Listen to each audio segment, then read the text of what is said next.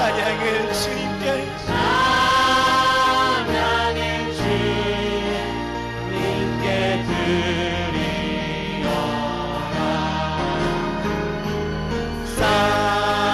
싸움과 제약이 가득한 땅에 찬송이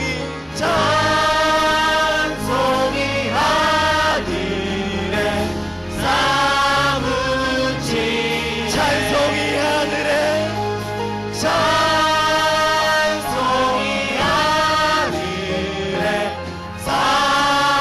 우리 한 번 더 고백합시다. 찬송이 하늘에 찬송이 하늘에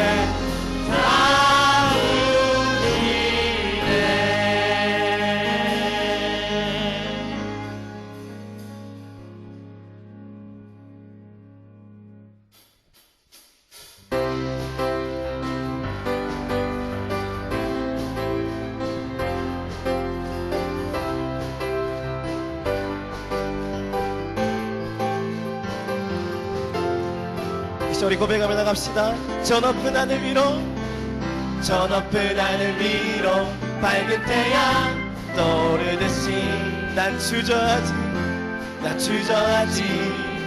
않으리. 아멘. 어떤 어려움에도 주의 길을 선택하리. 빛 가운데로 걸으리. 아멘. 주님을 크게 보는 믿음 가지고 세상에 나타내리라. 놀라운 주의 사랑을 함께 고백합시다. 주의 꿈을 안고 일어나리라. 선한 능력으로 일어나리라. 이 땅의 부흥과 회복은 바로 나로부터 시작되리. 주의 꿈을 안고 일어나리라. 선한 능력으로 일어나리라. 이 땅의 부흥과 회복은 바로 나로부터 시작되리. 우리 한 번 더 찬양합시다. 저 높은 하늘 위로 밝은 태양 떠오르듯이 나 주저하지 않으리. 어떤 어려움에도 주의 길을 선택하리. 빛 가운데로 걸으리. 고백합시다. 주님을 크게 보는 믿음 가지고 세상에 나타내리라. 놀라운 주의 사랑을 주의 꿈을 안고 일어나리라. 선한 능력으로 일어나리라. 이 땅의 부흥과 회복은 바로 나로부터 시작되리. 주의 꿈을 안고 일어나리라. 선한 능력으로 일어나리라. 이 땅의 부흥과 회복은 바로 나로부터 시작되리. 한 번 더 고백합시다. 저 높은 하늘 위로 밝은 태양 떠오르듯이. 그렇습니다. 난 주저하지 않으리. 아멘. 어떤 어려움에도 주의 길을 선택하리. 빛 가운데로 걸으리. 주님을 크게 보는 믿음 가지고 세상에 나타내리라. 놀라운 주의 사랑을. 아멘. 주의 꿈을 안고 일어나리라. 선한 능력으로 일어나리라. 이 땅의 부흥과 회복은 바로 나로부터 시작되리. 주의 꿈을 안고 일어나리라. 선한 능력으로 일어나리라. 이 땅의 부흥과 회복은 바로 나로. 우리 한번 더 고백합시다. 주의 꿈을 안고 일어나리라. 선한 능력으로 일어나리라. 이 땅의 부흥과 회복은 바로 주의 꿈을 안고 주의 꿈을 안고 일어나리라. 선한 능력으로 일어나리라. 이 땅의 부흥과 회복은 바로 나로부터 시작되리. 나는 안에 내가 살아가는 이유 불이 되는 것. 그렇습니다. 작은 불이 큰 산 모두 태우듯이 나를 쓰소서. 불을 내려주소서. 내게 성령의 불을 하며 죽어진 영혼 살릴 수 있도록 나를 태워주소서. 죄남 위에 나를 드리니 열방의 불로 세우소서. 주발 앞에 신을 벗고 기도하니 불을 주소서. 성령으로 연단받은 불의 사람 되게 하소서. 불을 내려주소서. 내게 성령의 불을 죽어진 영혼 살릴 수 있도록 나를 태워주소서. 죄나 위에 나를 드리니 열방의 불로 태우소서. 한 번 더 고백합시다. 불을 내려주소서. 내게 성령의 불을 죽어진 영혼 살릴 수 있도록 나를 태워주소서. 죄나 위에 나를 드리니 열방의 불로 세우소서. 고백합시다. 태우소서 부으소서 성령의 불을 태우소서. 태우소서 부으소서 성령의 불. 우리 조금 더 목소리 높여 고백합시다. 태우소서. 태우소서 부으소서 성령의 불을 태우소서. 부으소서. 태우소서 부으소서 성령의 불. 이제 우리 전심으로 고백합시다. 태우소서. 태우소서 부으소서 성령의 불을 태우소서. 부으소서. 태우소서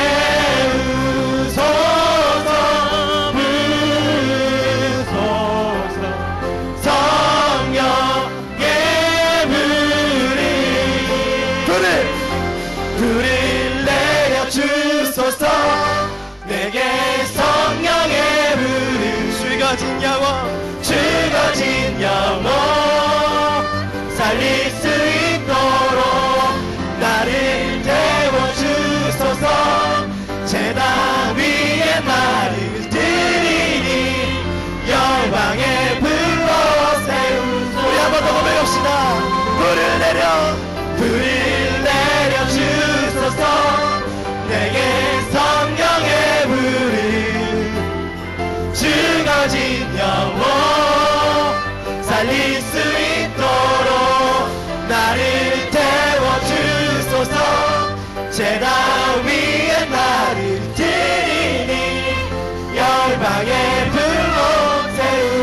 주옵소서. 아멘. 이제 우리 하나님 앞에 영광의 말씀 올려드리며 나갑시다. 아멘. 이 자리 가운데 불을 내려주실 그 하나님, 이 자리 가운데 우리 은혜를 부어주실 우리 하나님을 기대하며 나갑시다.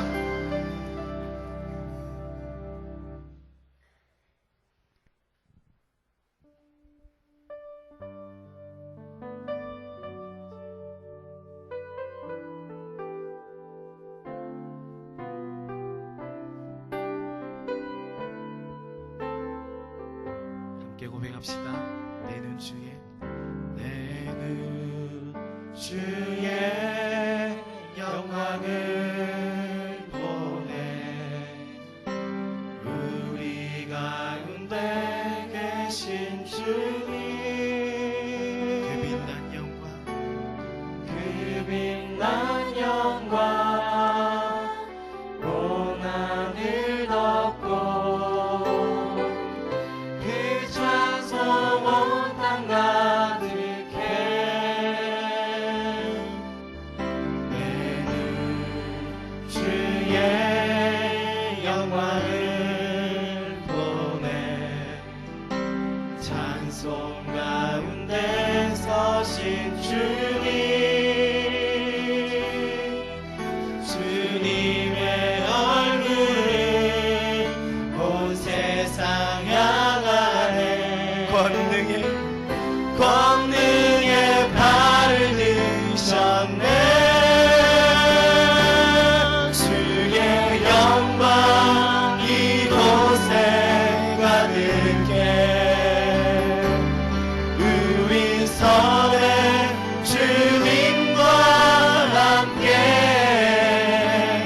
찬양하며 우리는 전진하리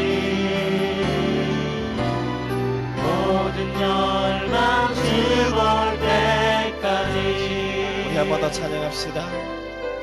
내는 주의 영광을 보내 우리 가운데 계신 주님 그 빛난 영광 온 하늘 덮고 그 찬송 온 땅 가득해 내는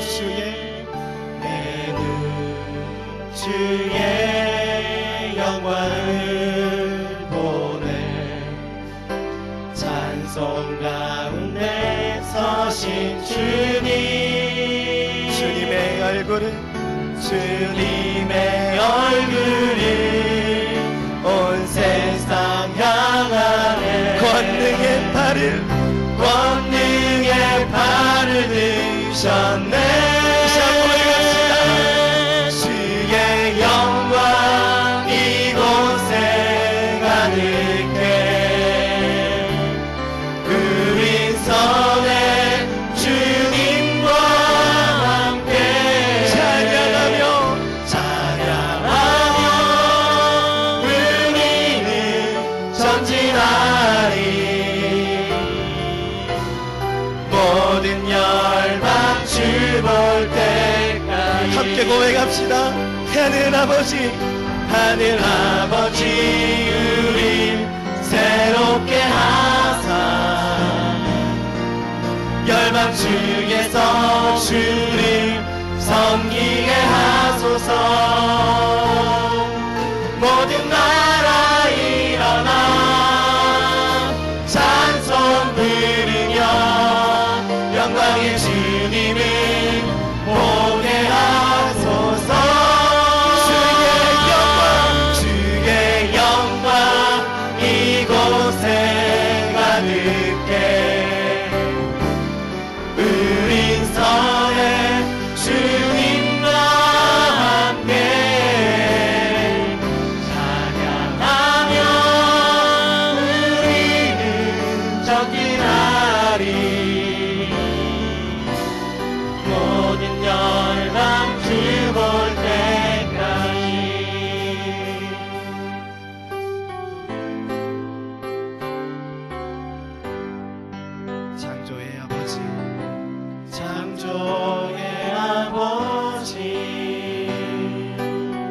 그 섭리보이사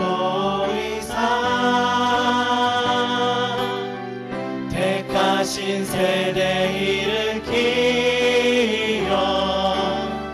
이 땅 일고치소서. 주의 크신 능력 주의 크신 능력 만물이 사모하니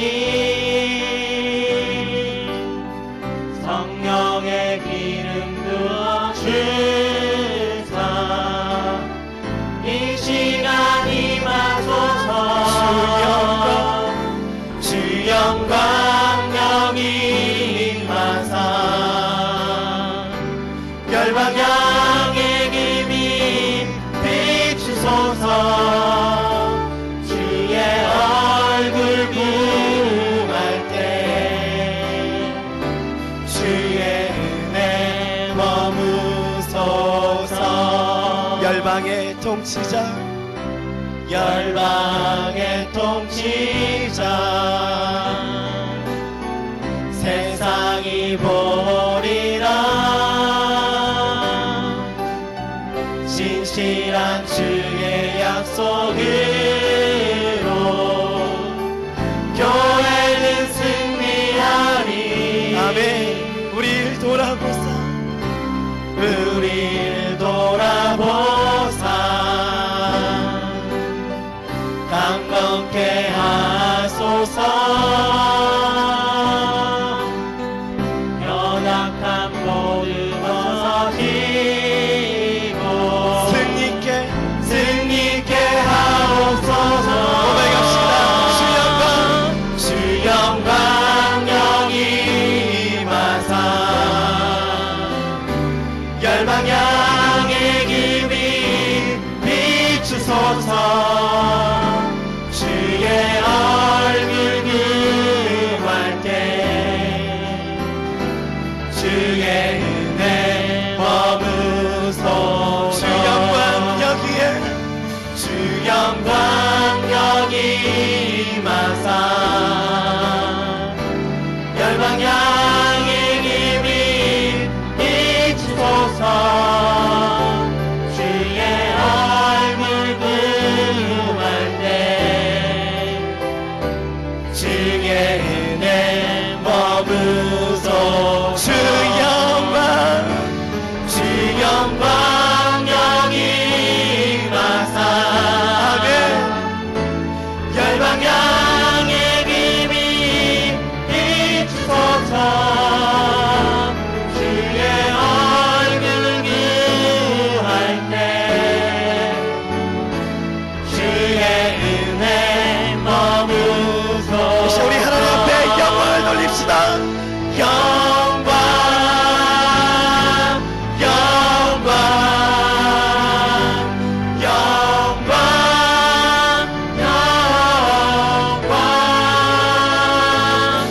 영광 영광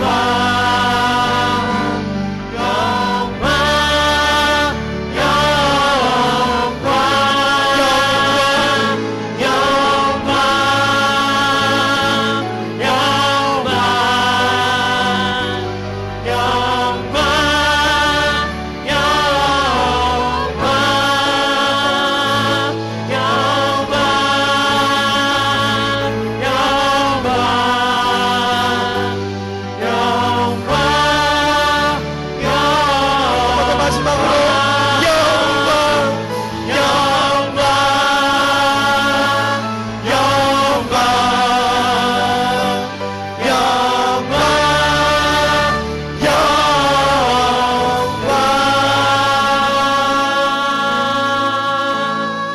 우리가 함께 기도하며 나갑시다.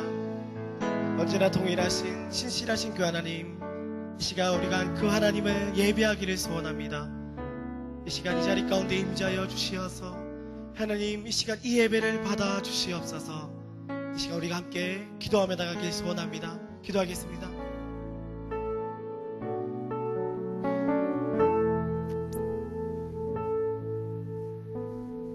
우리의 목자 되시며 영원한 소망이 되시는 하나님 아버지, 변함없는 사랑으로 생명의 말씀이 있는 이곳에 우리를 불러주셔서 감사합니다.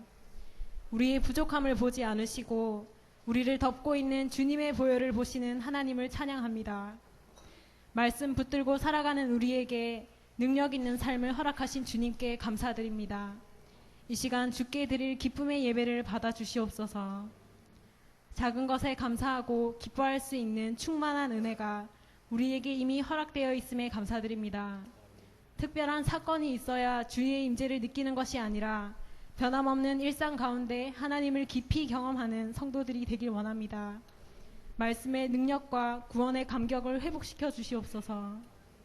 그래서 소망이 없어 보이는 순간에도 주께서 함께 하시기에 영원한 삶의 소망이 있기에 힘을 낼 수 있는 성도들이 되게 하옵소서. 또한 유일한 삶의 소망을 세상 가운데 전할 수 있는 성도들 되게 하옵소서. 이 시간 범천교회 성도들이 함께 모여서 예배를 드립니다. 한 마음으로 예배하며 꿈꾸길 원합니다. 영혼의 나이와 육체의 나이는 다른 것처럼 다양한 연령대가 모여 있지만 하나님 안에서는 언제나 젊은 청년과 같은 마음으로 예배하길 원합니다. 여름과 같이 뜨거운 마음으로 주의 꿈을 꾸길 원합니다. 말씀을 전하실 목사님께 기름 부어 주셔서 성령 충만한 가운데 주께서 주시는 말씀을 힘있게 선포하게 하시고 말씀을 받는 모든 자가 하나님을 더욱 알아가며 말씀을 통해 주신 도전들을 삶 가운데서 실천하는 은혜 받는 시간 되게 하옵소서. 모든 것을 주님께 올려드립니다. 우리의 감사를 홀로 받으실 주님을 기뻐합니다. 모든 지각에 뛰어난 하나님의 평강이 이 시간 예수님 안에서 우리의 마음과 생각을 지켜주실 것을 믿습니다. 영원토록 우리와 동행하시는 예수님 이름으로 기도드립니다. 아멘. 갈릴리 가나 혼인잔치에 있었던 예수님의 첫 표적은 잘 아시죠? 이 본문을 따로 제가 설명을 하지 않아도 아마 여기 계신 분들이 오늘 이 얘기가 무슨 얘기인지 다들 알고 계신 분들이 많이 있으리라고 생각을 합니다. 그래도 혹시나 이 본문을 처음 보는 분들이 있을까 봐서 또 예전에 들었는데 들을 때마다 새롭게 들려지는 분들이 계실까 봐서 제가 이 본문의 내용을 다시 한번 여러분에게 설명을 드리도록 하겠습니다. 오늘 예수님께서 그 본문 1절에 보면 사흘째 되던 날 이렇게 말씀하고 있잖아요. 사흘째 되던 날. 이 사흘째 되던 날이라고 하는 게 언제부터 사흘째인가 하는 것은 본문을 보기에 따라 다를 수 있습니다. 그런데 아마 예수님이 제자들을 부르시고 난 다음에 빌립을 부르시고 또 빌립을 통해서 나다나엘을 부르시고 또 안드레를 통하여서 나중에 베드로라 이름하는 시몬을 부르시고 제자들을 부르시고 그 시간으로부터 한 사흘째 되던 때에 예수님께서 가나로 가셨습니다. 갈릴리 가나로 가셨습니다. 그냥 가신 건 아니셨습니다. 2절에 보면 예수와 그 제자들도 혼례의 청함을 받았다. 그러니까 예수님도 그 혼인잔치에 청함을 받아서 그렇게 간 것입니다. 예나 지금이나 남의 집 혼인잔치에 불청객이 갈 수는 없는 것입니다. 정말 그 가정을 알고 함께 축복해 줄 만한 그런 사람들이 모여서 축복하고 기뻐하고 그렇게 결혼 예식을 올리지 않습니까? 그때나 지금이나 그런 어떤 예의 범절은 비슷한 것 같습니다. 그런데 오늘 가만히 보면 그 갈릴리 가나 혼례에 혼인잔치에 누가 계셨습니까? 1절에 보면 예수의 어머니도 거기 계시고, 그러니까 어머니가 거기 계셨다 하는 표현과 2절에 예수와 제자들도 청함을 받았더라 하는 표현이 좀 다르죠. 어떻게 다릅니까? 예수님의 어머니는 손님으로 청함을 받았다라고 하기보다는 마치 그 혼인잔치에 뭐라고 그럴까요? 이렇게 손님을 청하는 자리에 있는, 마치 혼인잔치를 이렇게 주관하는 그런 어떤 위치에 있는 분으로 오늘 본문이 얘기를 하고 있는 거예요. 이해가 되십니까? 그래서 많은 사람들이 과연 이 혼인잔치가 누구의 혼인잔치인가? 오늘 본문에는 누구의 혼인잔치라고 얘기를 하고 있지 않지만 적어도 예수님의 어머니와는 아주 밀접한, 그러니까 예수님의 어머니가 그 혼례에 있어서 아주 중요한 역할을 해야 될 만큼 굉장히 가까운 친척 사이거나 아니면 뭐 이렇게 뭐 같은 집안에 있는 그런 일이었을 것이다. 그렇게 생각을 하고, 또 예수님도 청함을 받았으니까 아무나 청하지 않지 않습니까? 그러니까 예수님과도 좀 특별한 관계에 있는 그 누군가의 혼인이었을 것이다. 그렇게 추측을 하는 것이죠. 이것은 확실히 확인된 바는 아니지만 아주 탁월한 주석가 가운데 하나인 바클레이 같은 사람은 오늘 혼인 예식을 한 사람은 요한일 것이다. 사도 요한, 예수님의 제자 요한. 그렇게 추측을 하기도 합니다. 왜냐하면 이 요한과 이런 어떤 관계가 있었기 때문에 뭐 그건 중요하지 않습니다. 아무튼 예수님의 어머니가 거기 계셨고 또 예수님과 제자들도 호남의 혼례의 청함을 받았다는 것입니다. 여러분, 예수님의 첫 번째 이적, 그 이적이 언제 시작되어졌는가, 어디서 시작되어졌는가? 여러분, 이거 참 중요한 의미를 가지지 않겠습니까? 예수님이 공생애를 시작하면서 그가 행하시는 첫 번째 이적을 어디에서 또 어떤 사건을 통하여 행하셨는가? 굉장히 중요한 의미를 부여할 수 있지 않겠습니까? 마태, 마가, 누가 이 세 복음서를 공관복음이라고 말씀을 드렸습니다. 기억이 나시죠? 요한복음은 제4의 복음서입니다. 다른 관점으로 그렇게 기록한 복음서입니다. 그죠? 예. 그런데 요한은 다른 마태, 마가, 누가복음은 예수님의 어떤 생애의 어떤 사건의 순서에 따라서 기록을 많이 했습니다. 그런데 요한복음은 사실은 예수님의 어떤 삶의 순서를 따라 기록한 복음서가 아닙니다. 그러니까 나머지 세 개 복음서하고 요한복음서하고 이게 차이가 많이 납니다. 사건의 순서도 차이가 나고, 또 요한복음에는 특별히 그 예수님이 행하신 수많은 이적 가운데 딱 7개만 소개가 되어 있습니다. 7개. 7개의 이적, 표적만 소개가 되어 있습니다. 그러니까 뭐 예수님의 어떤 삶의 순수에 따라서 이적을 기록한 것도 아니고 또 수많은 이적들을 대부분 기록한 것도 아니고 딱 7개만 기록하고, 그러면서도 요한이 첫 번째 행하셨던 그 이적을 기록하면서 오늘 이 갈릴리 가나의 혼인잔치를 기록을 했다는 것은 굉장한 의미가 있지 않겠습니까? 여러분 어떻게 생각하십니까? 저 혼자만의 생각입니까? 예. 정신을 차리시기를 바랍니다. 네. 의도를 가지고 이 본문을 기록했다는 얘기입니다. 의도를 가지고. 근데 여러분, 요한이 정말 어떤 의도를 가지고 예수님의 첫 번째 표적을 이 갈릴리 가나 혼인잔치의 기적으로 그렇게 기록을 했는데, 잘 보시면, 이 기록을 다시 한번 보시면, 여러분, 예수님이 기적을 일으키기 위해서 사전에 어떤 계획을 가지셨거나, 예수님의 생애의 어떤 첫 번째 표적이 아주 의미심장한 그런 일이 될 만큼 미리 계획을 세우시고, 그 다음에 어떤 상황을 연출하시고, 그렇게 하셨습니까? 그렇지 않다는 것입니다. 그냥 초청을 받은 것입니다. 혼인잔치에 그냥 초청을 받은 것입니다. 자연스럽게 그곳으로 제자들과 함께 갔습니다. 예수님이 기적을 일으키려고 의도를 가지고 가신 게 아닙니다. 여러분, 우리 인생에 하나님의 놀라운 은혜나 기적 같은 일들이 일어나는데, 여러분, 항상 그 일이 의도되어졌거나 계획적으로 일어나는 일이 없습니다. 그냥 우리의 삶의 현장 속에서, 우리의 살아가는 일상 속에서 하나님께서 베푸시는 은혜가 있습니다. 믿음의 사람은 믿음의 눈을 열고 그것을 바라보는 것입니다. 믿음이 좀 없다라고 얘기만 하면 그렇고, 믿음이 좀 특별하거나 약간 이렇게 열심이라고 표현하기는 어렵지만은 막 이렇게 이 믿음 생활하는 사람들은 자꾸 어떤 그 예수님의 어떤 이적이나 표적을 어디 가서 찾고 있는 사람들이 많습니다. 특별한 일에서 찾고, 특별한 어떤 뭐 집회에서 은혜를 찾고 기적을 구하고 하는데, 여러분, 그렇지 않다는 것입니다.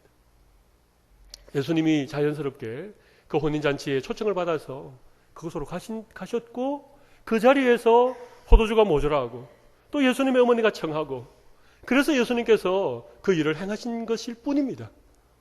여러분, 기적은 멀리 있지 않습니다. 기적은 우리의 삶 가까이에 있음을 믿으시기를 바랍니다. 여러분, 그리고 그 장소를 보십시오. 가나라고 하는 곳, 갈릴리 지방의 가나라고 하는. 여러분이 갈릴리 주변에 있는 마을들은, 동네들은 그렇게 큰 마을이 없었습니다. 유명한 그런 도시가 없었습니다.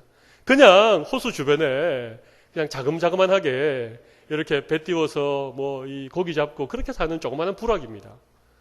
갈릴리 가나도 우리가 워낙에 이 가나의 혼인잔치에 물로 포도주를 만드신 기적을 잘 알기 때문에 우리에게는 갈릴리 가나가 너무나도 유명한 곳이지만 그 당시는 별로 유명한 곳이 아니었습니다. 아주 시골이었습니다. 조그마한 동네 마을이었습니다. 그런데 바로 그곳에서 예수님께서 첫 번째 표적을 이루셨다는 것입니다. 화려한 조명을 받는, 많은 사람들이 주목을 하는 그런 어떤 큰 도시에, 아니면 뭐 대단한 그런 곳에서 우리 예수님이 첫 번째 사역의 열매를 이루신 것이 아니고 가나라고 하는 아주 시골 동네, 아무도 잘 알려지지 않는, 그냥 일가 친척 모여서 함께 그냥 혼인잔치 벌리는 그 자리에서 이 첫 이적을 이루셨다는 것을 기억하십시오. 사람들은요, 자꾸만 큰 것을 좋아해요.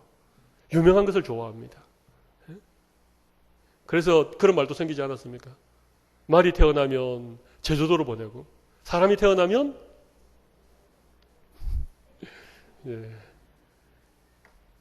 부산에 사람들이 별로 없어요. 대학 졸업하고 직장을 찾으면 부산에는 다닐 만한 직장이 없어서 서울로 가는 분들이 참 많이 계세요. 참 어쩔 수 없이 이렇게 큰 도시로, 뭐 부산도 우리나라 제2의 도시인데, 그죠? 부산이 이 정도니까 다른 곳은 얼마나 더 힘들겠습니까? 그래도 우리 범천교회는 젊은이들이 참 많아서 너무너무 감사합니다. 교회마다 젊은이들이 없대요.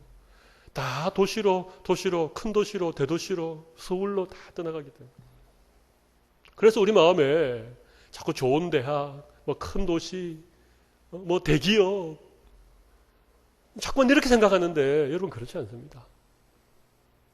하나님은 그런 것을 주목해 보지 않습니다. 자꾸 초라하지만 내가 내 삶을 딛고 살아가는 그 작은 마을이지만, 작은 부락이지만 그곳에서 우리 예수님께서 첫 번째 표적을 이루셨다는 이 사실을 여러분 꼭 기억을 하시기 바랍니다. 작은 것이라고 무시하지 마십시오. 작은 마을이라고, 뭐 몇 명 되지 않는 모임이라고 무시할 수 없다는 것입니다.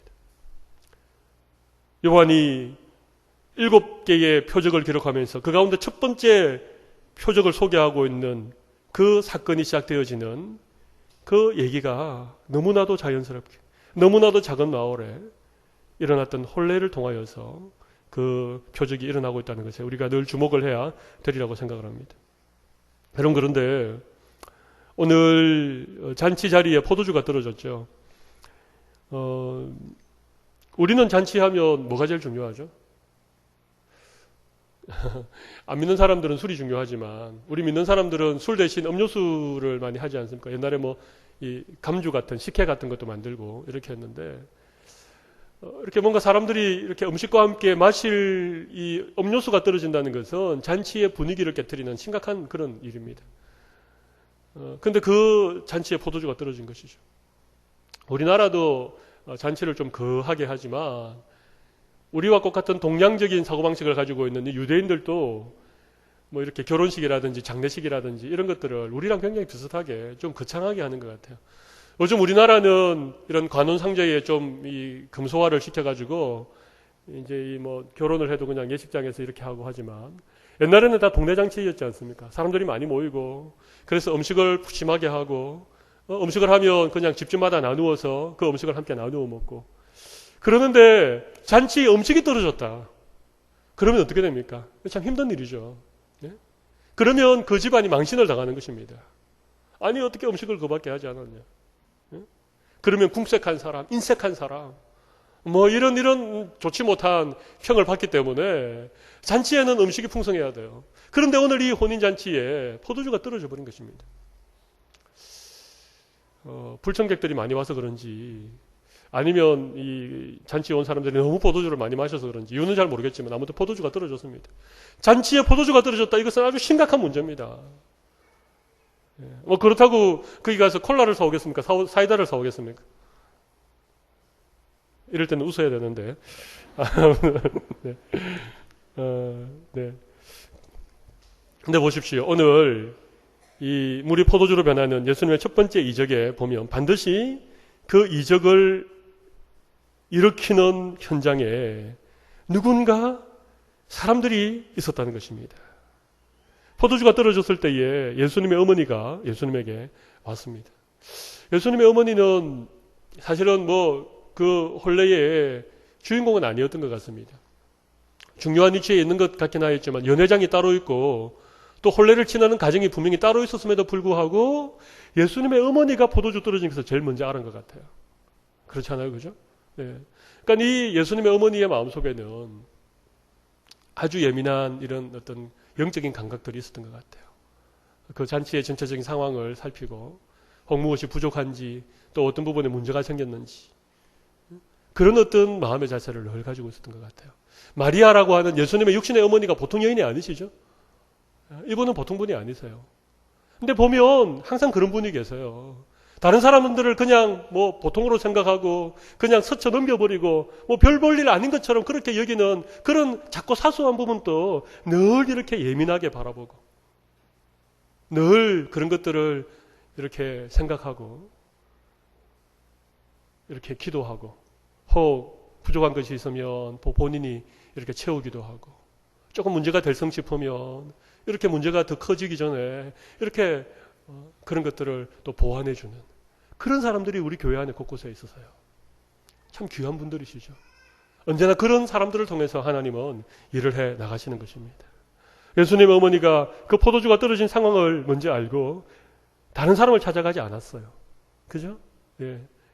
그 상황을 마리아가 알고는 연회장에게 뛰어가지도 않았고 그 잔치의 어떤 그 주인 되는 그런 가정에 뛰어가지도 않았어요. 바로 예수님에게 찾아왔습니다. 저는 이 부분에서 마리아의 지혜가 있다고 생각합니다. 어떤 문제가 생겼을 때, 어떤 어려움이 감지되었을 때에 우리가 가장 먼저 해야 될 믿음의 반응이 무엇인가 하면 예수님을 찾는 것입니다. 아멘이십니까? 예. 전화통 먼저 붙들지 마시고 그냥 조그만한 일인데 그냥 주님에게 말씀드리고 기도하고 이러면 다 해결될 만한 건데 조그만한 문제 생겼다고 막 여기 전화하고 저기 전화하고 큰일이 났다느니 그렇게 호들갑을 떨면 있잖아요. 완전히 그 잔치가 엉망이 되지 않겠습니까? 마리아는 그렇지 않았습니다. 문제를 보고 문제를 해결하려고 생각했고 그 문제를 누가 해결해 줄 수 있는지 분명하게 알고 예수님을 찾아간 거예요. 마리아 같은 분들이 되시기를 바랍니다. 조그마한 문제를 바라보고 막 호들갑 떨고 막 소문내고 큰일이 났다느니 누가 어떻다느니 그 집이 어떻다느니 포도주가 떨어질 때 나 다 알아봤다느니 그럴 줄 다 알았다느니 그런 분들이 계시잖아요. 계시지요. 솔직하게 그런 분들이 계시지요. 그것은 좋은 믿음의 모습이 아닙니다. 여러분 우리가 살아가다 보면 언제나 문제는 생깁니다. 포도주 떨어지는 일이 늘 있습니다. 우리의 삶에 모든 것이 다 준비되고 모든 것이 완벽한 삶이 이 세상에 어디 있습니까? 그러면 왜 우리가 이 세상에 살겠습니까? 다 날개 달고 천국으로 하늘나라로 올라가면 되죠. 지난번에 말씀드린 거 기억나십니까? 나는 공사 중이다. 그죠? 우리는 공사 중입니다. 그러니까 움푹 패인 것도 있고 돌뿌리가 튀어나온 것도 있고 다 그래요. 크고 작은 문제를 다 가지고 살아가는 것이 우리 인생 아닙니까? 누군가의 어려움을 볼 때에 우리가 어떻게 반응해야 됩니까? 마리아처럼 그것을 안고 기도하고 주님께 구하고 그렇게 믿음으로 반응하시는 여러분들이 되시기를 바랍니다.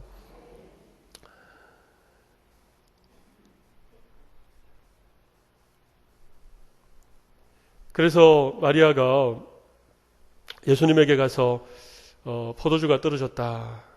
포도주가 없다. 그렇게 얘기하니까 4절 말씀 보시면 예수께서 이르시되 여자여 나와 무슨 상관이 있나이까 내 때가 아직 이르지 아니하였나이다. 우리 예수님이 조금 그렇죠. 어머니를 보고 여자여 이렇게 하니까.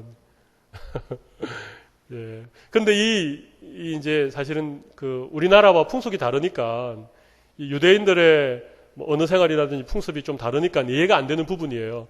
근데 이게 많은 성경학자들이 이 부분을 연구를 했습니다. 근데 여자여라고 하는 이 호칭은 그렇게 이렇게 낮게 부르는 하대하는 명칭이 아니고 이렇게 존중하는, 굉장히 존중해서 부르는. 그 당시에 여자들의 신분이 보잘것 없었잖아요. 그런데 여자여 이렇게 부르는 것은 이렇게 상대방을 굉장히 높여주는 그런 호칭이랍니다. 그렇다고 하니까 그렇게 아십시오. 그래도 아들이 어머니에게 여자여 이렇게 부르는 예는 거의 없답니다. 그러니까 그냥 아들과 어머니의 관계가 아닌 그냥 내가 어떤 여자분에게 여자여 이렇게 하는 것은 그분을 굉장히 존귀하게 여기며 부르는 건데 아들이 엄마한테 여자여 이렇게 부르는 것은 아니라는 거죠. 그런데 왜 예수님이 어머니 마리아를 부를 때 여자여 이렇게 불렀겠습니까? 이유가 뭐겠습니까? 굉장히 어려운 부분입니다. 굉장히 어려운 부분인데 우리 예수님은 30세가 되실 때까지 어머니 마리아를 도와서 그의 동생들을 부양을 했습니다. 이 잔치 자리에 예수님의 육신의 아버지였던 요셉에 대한 언급이 전혀 없고 복음서를 보면 예수님의 생애에 요셉이 아주 일찍부터 없어졌습니다. 그래서 많은 성경학자들이 동의하는 것은 아버지 요셉이 빨리 돌아가셨을 것이다. 천국 가셨을 것이다. 그리고 예수님에게는 동생들이 있었습니다. 적어도 남동생이 3명이고 여동생이 2 이상이고 그렇게 있었습니다. 그러니까 어머니 홀로 계신 가정의 장남으로 어머니를 도와 동생들을 이렇게 부양하는 일을 예수님이 했습니다. 그리고 그의 나이 30이 되는 해에 이제는 그 일을 접고 하나님의 부르심을 따라 공생애를 시작하셨습니다. 그렇죠?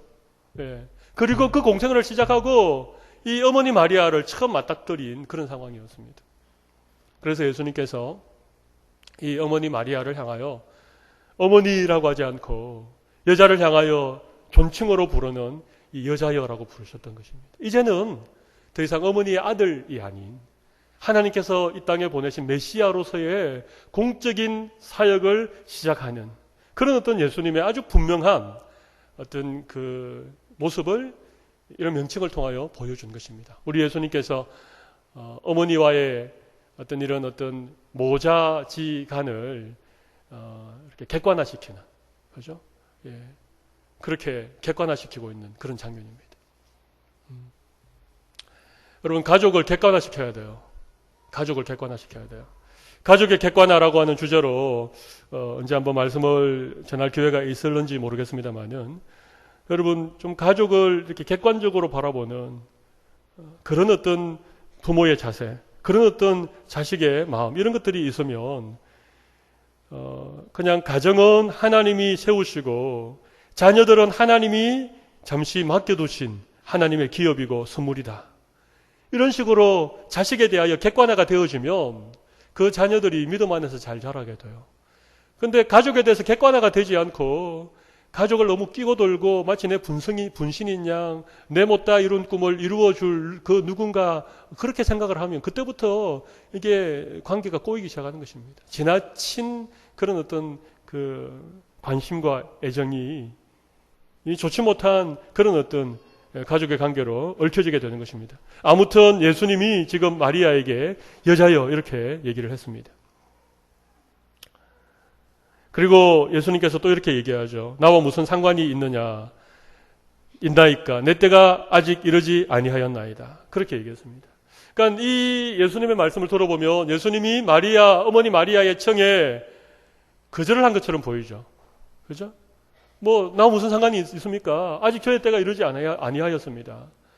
포도주가 떨어졌다라고 얘기하는데 예수님의 이런 대답은 분명히 마리아의 청을 거절하는 것처럼 보였습니다. 그런데 보십시오. 그 다음에 마리아가 하는 반응이 참 기가 막힙니다. 5절 말씀 보면 그의 어머니가 하인들에게 이르되 너희에게 무슨 말씀을 하시든지 그대로 하라 하니라. 마리아의 믿음이 참 대단하죠. 그냥 믿음이 대단하다 그렇게 말할 수밖에 없습니다. 예. 저는 이 대목이 굉장히 중요한 의미를 가지고 있다라고 생각을 합니다. 마리아가 예수님의 그 말씀을 듣고도 그냥 그것 때문에 어떻게 다르게 하지 않고 하인들에게 너희에게 무슨 말씀을 하시든지 그대로 하라, 이렇게 말씀하고 있는 이 부분에 있어서 마리아의 참 귀한 신앙의 모습을 우리가 발견하게 되는 것입니다. 여러분, 믿음이 참 중요해요. 우리의 살아가는 우리의 모든 삶의 가장 중요한 것 가운데 하나가 하나님을 향한 우리의 믿음입니다. 마리아가 예수님을 잉태하기 전에 천사가 마리아에게 나타났지 않습니까? 그리고 성령으로 잉태되어 예수를 낳을 것이다, 그렇게 말씀하지 않았습니까? 여러분, 그럴 때 마리아가 주의 계집종이 오니 주의 뜻대로 이루어지이다, 그렇게 순종했잖아요. 처녀의 몸인데 성령으로 아기를 잉태한다라고 하는 그 엄청난 사실을 받아들였잖아요. 그리고 마리아는 늘 그 말을 마음속에 두었어요. 그리고 예수님이 어렸을 때에 이 성전으로 올라가셨다가 잠시 부모와 이렇게 헤어진 적이 있지 않습니까?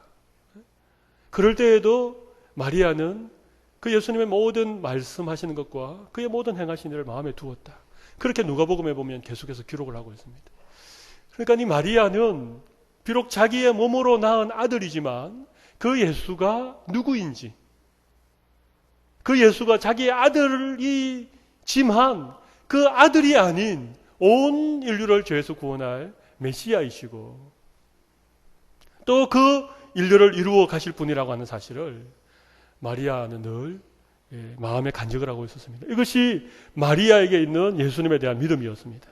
여러분, 그래서 이 믿음이 분명했기 때문에 마치 예수님이 그 청을 거절하는 것과도 같은 그런 상황에서 예수님에 대한, 자기의 아들이지만 메시아인 그 예수님에 대한 마리아의 믿음이 아주 분명했기 때문에 그 예수님의 말씀에 그가 낙심하거나 실망하거나 좌절하지 않고 그 말씀의 진의를, 그 말씀의 진정한 의미를 파악하고 하인들에게 예수님이 무엇을 명령하시든지 그대로 하라, 그렇게 말씀할 수 있다는 것입니다.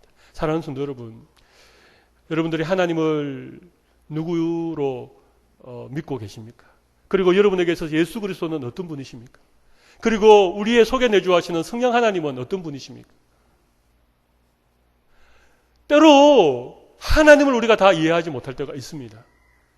때로 예수님께서 분명히 우리에게 약속하셨지만 내 삶에 일어나는 여러 가지 일들은 그 예수님에 대하여서 우리가 잘 이해하지 못하고 다 이렇게 신뢰하지 못하는 그런 우리의 마음에 어려움들을 줄 수 있습니다. 그런데 중요한 것은 이것입니다. 어떤 들려지는 말이나 어떤 상황이 하나님에 대한 우리의 믿음에 여러 가지 의심의 여지를 가져다 둘 만한 그런 상황이라도 하나님에 대한 내 믿음이 변치 않는다면, 하나님이 어떤 분이신지에 대한 나에게 확고한 믿음이 있다면 우리는 포기하지 않고 그것 때문에 낙심하지 않고 그것 때문에 우리가 그냥 마음이 상하거나 삐지거나 그렇지 않고 계속해서 하나님을 신뢰하는 자리에 나아가는 것입니다. 오늘 마리아가 보여준 믿음이 바로 그런 믿음이었습니다. 여러분, 우리 예수님께서 길을 가시다가 어린 딸을 데리고 예수님의 발 앞에 엎드렸던 수로보니게 여인이라고 하는 이방 여인을 만났습니다. 이 여인이 자기의 딸을 고쳐달라고 간청했을 때 예수님께서 내가 이방인에게로 보냄을 받지 않았다, 그렇게 얘기했습니다. 그러니까 이 여인이 개들도 주인의 상에서 떨어지는 부스러기를 먹습니다. 그렇게 그 주님을 향하여 다시 간청했을 때에 우리 예수님께서 그 딸의 병을 고쳐주셨습니다. 이게 믿음입니다. 여러분, 이게 믿음입니다. 우리가 하나님 앞에 기도하고 하나님 앞에 무엇을 구할 때에 하나님께서 즉답을 주지 않을 때가 있습니다. 열심히 기도했는데 여전히 환경은 어려울 수 있습니다. 그럴 때에 우리의 믿음에 낙심이 찾아오지 않고 계속해서 주님을 향하여서 신뢰를 보낼 수 있는 것, 이것이 믿음입니다. 여러분, 하나님의 기적은 반드시 이런 믿음을 통하여 역사하십니다. 오늘 우리가 이 말씀을 통하여 우리가 도전받는 아주 중요한 것 가운데 하나가 마리아가 보여준 이 믿음을 우리도 가질 수 있기를 간절히 바랍니다. 그래서 이 마리아는 예수님의 정말 이해하기 어려운 그런 대답에도 불구하고 반드시 예수님께서 해결해 주시리라고 하는 믿음을 가지고 하인들에게 무슨 말씀을 하시든지 그대로 하라. 그렇게 말씀을 하신 것입니다. 우리가 오늘 말씀을 통하여서 얻을 수 있는 중요한 교훈은 몇 가지가 있었습니다. 첫 번째는 예수님께서 일으키셨던 기적은 특별히 연출되거나 미리 계획되어진 것이 전혀 아니었습니다. 길을 가다 만난 그런 어떤 과부의 아들을 살려주시기도 했고, 또 그냥 초청을 받아서 갔던 그 갈릴리 혼인잔치에 포도주가 떨어져서 물로 포도주를 만드시는 그런 기적을 행하셨던 것입니다. 여러분, 기적은 결코 계획되어지지 않습니다. 하나님의 놀라운 일들은 우리의 삶에 우연을 가장해서 자연스럽게 찾아오는 그런 하나님의 은혜의 역사입니다. 여러분, 그래서 제가 늘 부탁드리는 것처럼 여러분의 삶을 충실하게 살아가십시오.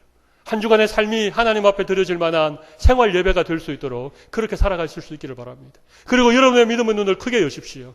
하나님 우리의 일상 가운데 베풀어 주시는 기적과도 같은 은혜가 있음을 기억하시기를 바랍니다. 두 번째 교훈은 우리 예수님께서 기적을 처음 일으키셨던 곳이 갈릴리 가나라고 하는 아주 작고 아주 소박한 마을에서 그 일을 이루셨다는 것입니다. 사람들은 크고 위대하고 대단한 것에 관심을 가지지만 언제나 주님은 낮고 보잘것없고 연약한 그 자리에 주님께서 임하신다라고 하는 사실입니다. 여러분이 처해 있는 환경을 탓하지 마시고 여러분의 삶의 자리에서 오늘도 주님의 은혜를 사모하며 살아가 보십시오. 바로 그것이 하나님께서 일으키시는 기적의 현장이 되리라고 믿습니다. 마지막 교훈은 마리아에게서 얻는 교훈입니다. 여러분, 마리아의 이 귀한 믿음의 모습, 예수님을 향한 이 무한한 신뢰의 모습, 환경은 달라지지 않아도 우리를 구원하시는 하나님 아버지에 대한 그 신뢰를 우리가 변치 않고 간직할 때에 하나님께서 우리의 믿음을 보시고 이 믿음을 통하여 놀라운 일들을 이루어 주신다는 것입니다. 하나님의 기적은 언제나 준비되어져 있습니다. 하나님은 언제나 일하실 수 있는 모든 준비를 다 갖추고 계십니다. 문제는 우리의 믿음의 양이 차기까지 하나님이 기다려 주시는 것입니다. 여러분, 복음서를 다시 한번 찬찬히 읽어보십시오. 모든 기적의 현장에 누가 있었습니까? 예수님이 계셨습니다. 그리고 또 한 사람이 있었습니다. 누가 있었습니까? 믿음으로 그 주님의 기적을 사모하고 기다리는 그 누군가를 통하여 하나님의 놀라운 일들이 이루어진 것입니다. 여러분, 우리에게 이 믿음이 필요합니다.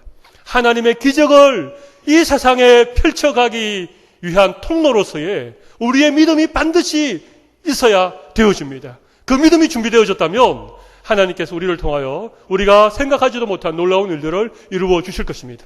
오늘 이 믿음으로 우리의 삶의 모든 기적의 주인공들이 다 되시기를 바랍니다. 물로 포도주 만드는 얘기는 다음번에 하도록 하겠습니다. 오늘 시간이 많이 갔기 때문에 여기까지 오늘 말씀 전하고 우리 이 시간 한번 기도하도록 하겠습니다. 오늘 제가 드렸던 말씀 가운데 세 가지를 기억해 보십시오. 이 세 가지 말씀을 기억하면서 우리의 삶에 주님을 향한 믿음의 그런 굳건한 그런 믿음을 가질 수 있도록 그렇게 한번 기도하고, 또 우리 예수님이 비록 말씀은 그렇게 하셨지만 예수님은 언제라도 놀라운 일들을 이룰 수 있는 그런 분이십니다.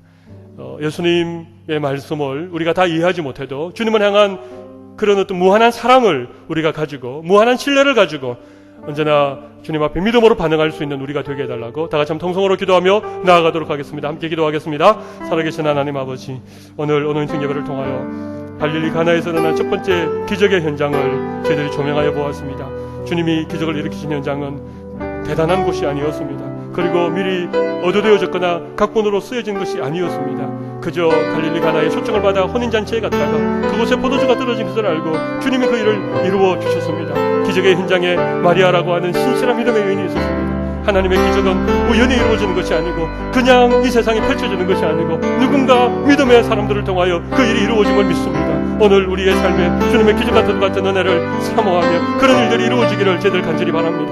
아버지 하나님의 특별한 데 찾아가지 말고 우리의 삶에서, 우리의 삶의 작은 영역에서 늘 주님을 향하여 믿음을 가지고 살아갈 때에 하나님 우리를 통하여 놀라운 기적을 이루어 주실 줄로 믿습니다. 오늘도 우리 모든 성도들의 삶에 기적과도 같은 주의 은혜가 경험되어지게 하여 주시고 우리 모두가 그런 기적의 통로로 우리의 인생이 쓰임받을 수 있도록 주님이 축복해 주시기를 간절히 원합니다. 존귀하신 하나님 아버지 감사합니다. 오늘 갈릴리 가나의 첫 기적에 대하여서 말씀의 전반부를 살펴보았습니다. 아버지 하나님이여, 기적은 언제라도 이루어질 수 있는 하나님의 은혜의 역사입니다. 그곳에 믿음의 사람이 있다면, 그리고 언제나 우리에게 주어진 삶의 작은 영역에 최선을 다하여 살아가는 삶이 있다면, 그리고 우리가 믿음의 눈을 크게 열고 주님의 기적과도 같은 은혜를 바라볼 수만 있다면 우리의 매일이 하나님의 은혜요 기적과도 같은 날인 것을 주님 앞에 고백합니다. 기적을 바라보면서 어떤 특별한 데를 찾아가지 말게 하여 주시고 우리의 사는 작은 동네에서 하나님이 매일처럼 이루기 원하시는 그 기적의 주인공이 될 수 있도록 우리 모두에게 굳건한 믿음으로 채워 주시옵소서. 마리아 같은 믿음의 사람들이 다 되어지기를 간절히 원하옵고 존귀하신 예수님 이름으로 기도 올려옵나이다. 아멘. 우리 주 예수 그리스도의 크신 은혜와 하나님의 무한한 사랑과 성령님의 교통하심이 오늘 또 우리의 인생의 기적의 주인공으로 살아가기를 원하는 마리아 같은 믿음의 사람들로 살아가기 원하는 모든 주의 백성들을 위해 지금부터 영원토록 함께 있을지어다. 아멘.